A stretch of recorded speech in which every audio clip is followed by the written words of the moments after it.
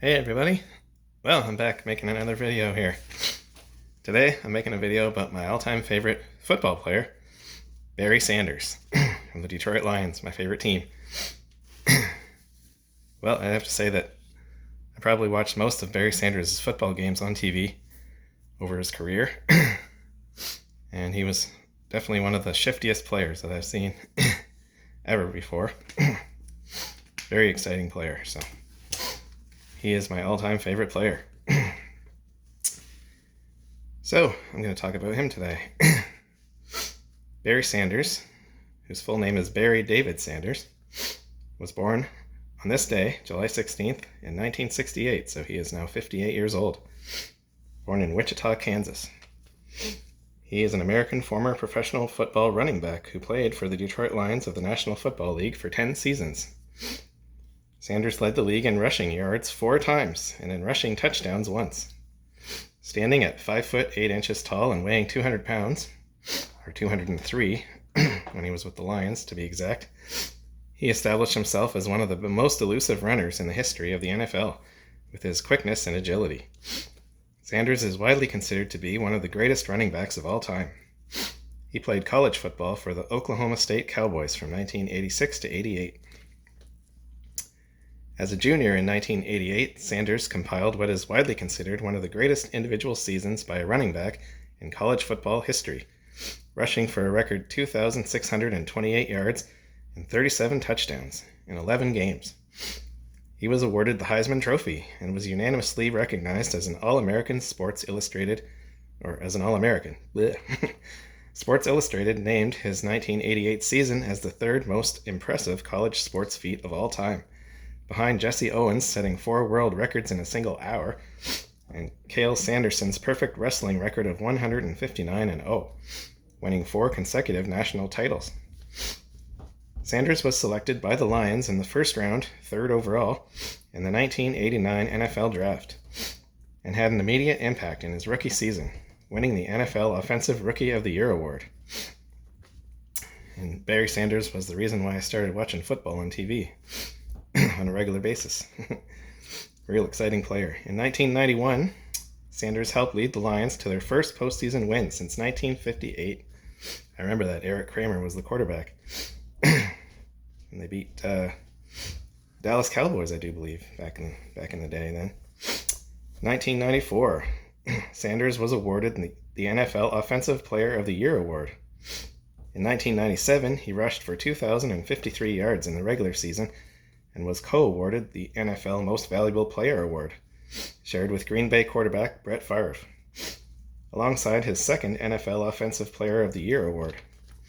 While still performing at a high level, Sanders unexpectedly retired from professional football in 1999 at the age of 31, and 1,457 yards short of breaking the NFL's then all-time rushing record held by Walter Payton.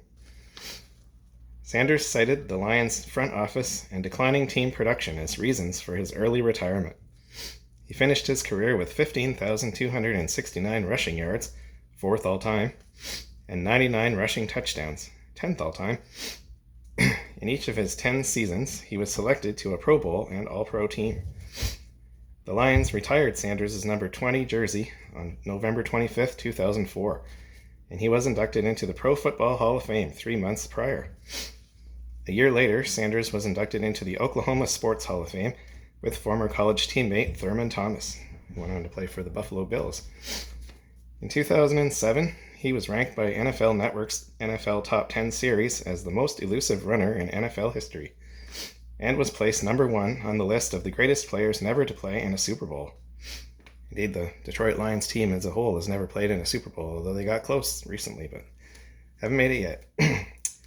He is considered by many as one of the greatest running backs in NFL history. Bleacher Report ranked Sanders number 1 on their list of greatest running backs in NFL history.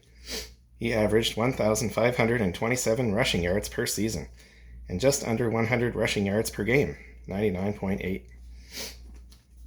Sanders' first NFL game.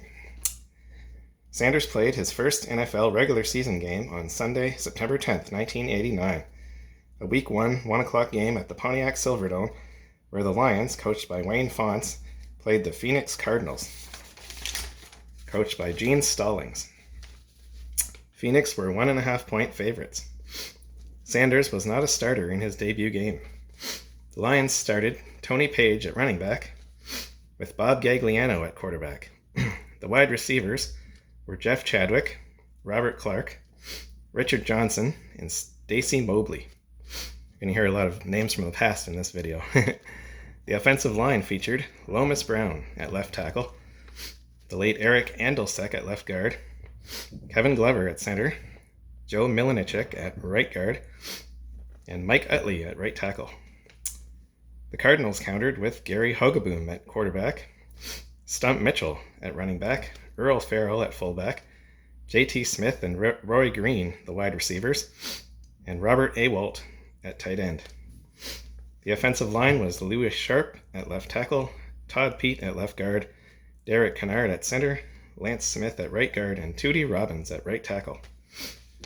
The Lions' defensive starters were Eric Williams at left defensive end, Jerry Ball, Mr. No Neck, at nose tackle, number 93, Keith Ferguson at right defensive end, Jimmy Williams at left outside linebacker, Chris Spielman at left inside linebacker, Dennis Gibson at right inside linebacker, the late Mike Kofer at right outside linebacker.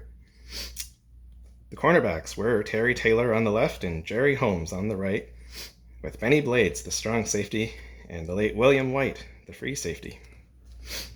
Phoenix's defense had Freddie Joe Nunn and David Galloway at left and right defensive ends, Bob Clasby and Gary Hadd at left and right tackle, Ken Harvey at right linebacker, Cedric Mack and Carl Carter at left and right cornerback, Tim McDonald at strong safety, Lonnie Young at free safety, Roland Mitchell and Jay Taylor at defensive back.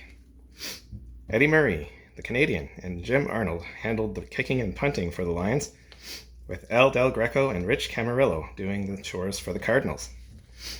Mel Gray and Jerry Woods returned kicks and punts for Detroit, with Vi Sikahima and Ernie Jones on the Phoenix side. The Lions opened the scoring in the first quarter with a Murray 30-yard field goal. The Cardinals got field goals of 29 and 23 yards from Del Greco in the second quarter to lead 6-3 at the half. Sanders came into the game for an ineffective Page in the third quarter and ripped off an 18-yard gain up the middle on his first play. After two shorter runs, Sanders punched it into the end zone over the left end from 3 yards out for his first NFL touchdown to make the score 10-6 Lions after Murray's extra point.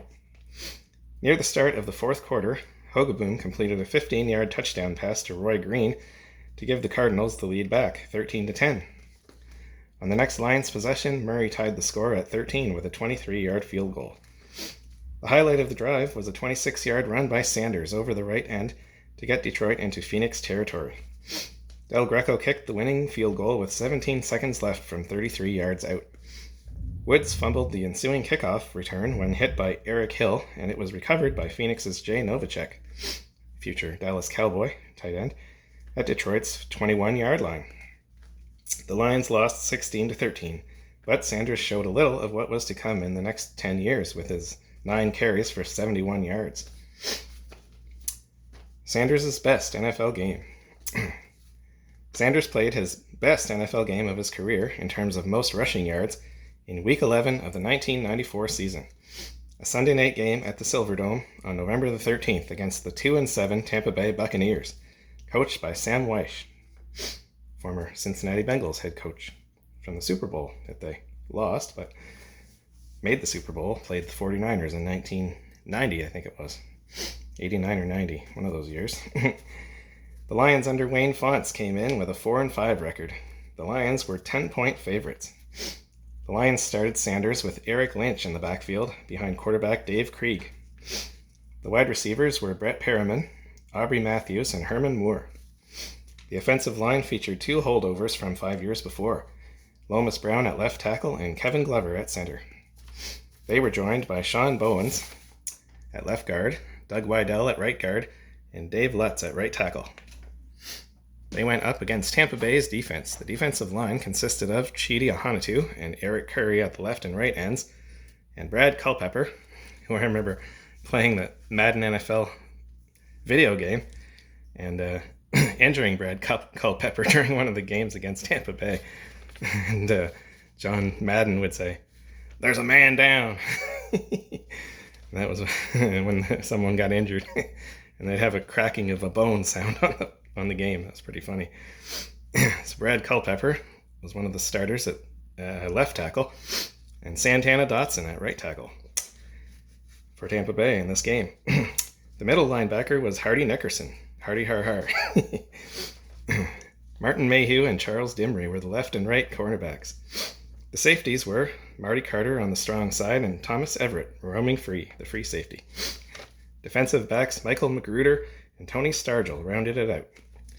The Lions on defense had 2 holdovers as well from Week 1 in 1989. Chris Spielman at left inside linebacker and Benny Blades at free safety. Spielman was joined by Broderick Thomas at left outside linebacker, Mike Johnson at right inside linebacker, and Tracy Scroggins, the late Tracy Scroggins, at right outside linebacker.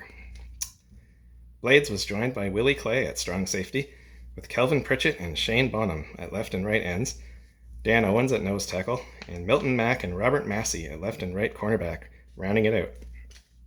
They went up against the Buccaneers offense, led by quarterback Craig Erickson, with running back Eric Rett, fullback Anthony McDowell, wide receivers Courtney Hawkins and Lawrence Dawsey, and tight end Tygie Armstrong. The offensive line featured Paul Gruber at left tackle, another guy I remember from that video game, Charles McRae at left guard, Tony Mayberry at center, Ian Beckles at right guard, and Scott Dill at right tackle. Jason Hansen and Greg Montgomery handled the kicking and punting duties for Detroit, with Michael Husted and Dan Straczynski on the Tampa Bay side. Mel Gray was still around from 5 years before, returning kicks, and he was joined by Van Malone and Derek Moore for the Lions. Vernon Turner did the whole job for the Bucs. Tampa Bay got on the board first, 2:22 into the first quarter with a Husted 20-yard field goal, making it 3-0. It stayed that way until the third quarter, 5:32 in, when Derek Moore ran over left tackle for a 1-yard touchdown, and Hansen's extra point gave the Lions a 7-3 lead. The score was set up by a Sanders run up the middle for 23 yards and a 37-yard completion from Krieg to Perriman. With 3:33 left in the third quarter, Husted kicked a 41-yard field goal to make it 7-6. The Lions then went up 14-6 a minute later when Krieg found Herman Moore in the end zone for a 9-yard touchdown pass. This was set up by Sanders' game-best 69-yard run up the middle to the Bucs' 14-yard line with a 5-yard face mask penalty by Mayhew on Sanders tacked on. 3:45 into the fourth quarter, Husted kicked a 34-yard field goal to make it 14-9. That's how the game ended, 14-9 for Detroit. Sanders ended up with a career-high 237 yards rushing on 26 carries as the Lions rode him to victory. Krieg only completed 5 passes for 99 yards in the game. Sanders' last NFL game. Sanders played the last NFL game of his career, his 153rd regular season game, in Week 17 of the 1998 season, a 1 o'clock game on Sunday, December 27th against the 5-10 Baltimore Ravens at Ravens Stadium at Camden Yards. They must have been using the same stadium as the Orioles for baseball. The Ravens were coached by Ted Marchibroda. The Lions under Bobby Ross came in with the same 5-10 record as the Ravens. Baltimore were favored by 2 points. The Lions started Sanders at running back. No one else from the players who participated in Sanders' first game more than 9 years before played in this game for Detroit. Only 3 starters in this game even started in Sanders' greatest game 4 years before. Quarterback Frank Reich led the Lions offense, a former Buffalo Bill, famous for a huge comeback that the Bills had back around 1992, one of the biggest comebacks in NFL history against the Houston Oilers. Frank Reich led the Lions offense this day, which featured one of the holdovers from 94, wide receiver Herman Moore. He was joined by Johnny Morton. David Sloan and Walter Rasby were the tight ends. The offensive line featured Ray Roberts at left tackle, Mike Compton at left guard, Jim Pine at center, Jeff Hardings at right guard, future Pittsburgh Steeler, and Tony Ramirez at right tackle. They went up against Baltimore's defense, which featured Rob Burnett and Michael McCrary at left and right ends, with James Jones and Tony Siragusa, the Goose, at left and right tackles. The linebackers were Peter Boulware on the left, Ray Lewis in the middle, and Jamie Sharper on the right.